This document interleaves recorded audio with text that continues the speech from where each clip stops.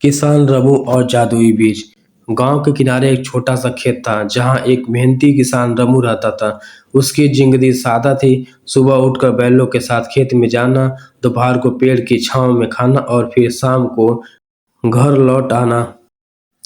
मगर रमू की एक समस्या थी। पिछले 3 साल से बारिश समय पर नहीं हो रही थी और उसकी फसलें सूख रही थी। एक दिन रमू जंगल से लकड़ी काटकर लौट रहा था। तभी रास्ते में उसे एक बूढ़ा साधु मिला। साधु ने थका हारा चेहरा लिए कहा, बेटा थोड़ा पानी मिलेगा। रमू तो पहले ही दूसरों की मदद करने में आगे रहता था। उसने अपनी मटकी से आखिरी बचा पानी साधु को दे दिया। साधु मुस्कुराया और अपने झोले से एक छोटी सी थैली निकाली। उसमें एक बीज था, हरा, चमकीला और बिल्कुल अलग दिखने वाला। ये लो, साधु ने कहा, ये जादुई बीज है। इसे अपने खेत में बो देना और सुबह देखना क्या होगा। लेकिन ध्यान रखना, ये बीज सच्चे दिल वालों के लिए ही फल देता है। रमू थोड़ा चौंका पर बीज ले लिया।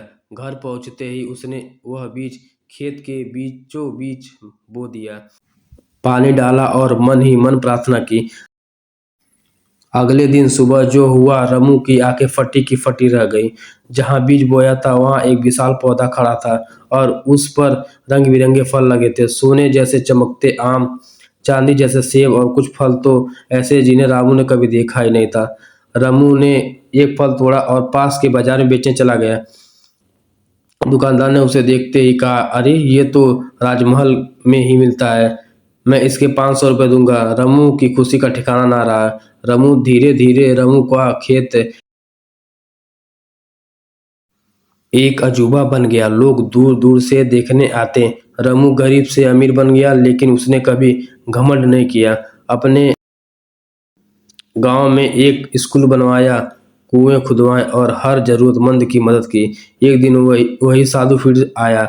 रमू ने दौड़कर उसके पैर छुए और कहा, बाबा आपने तो मेरी किस्मत ही बदल दी। साधु मुस्कुराया, नहीं बेटा, तेरे अच्छे दिल ने तुझे बदला।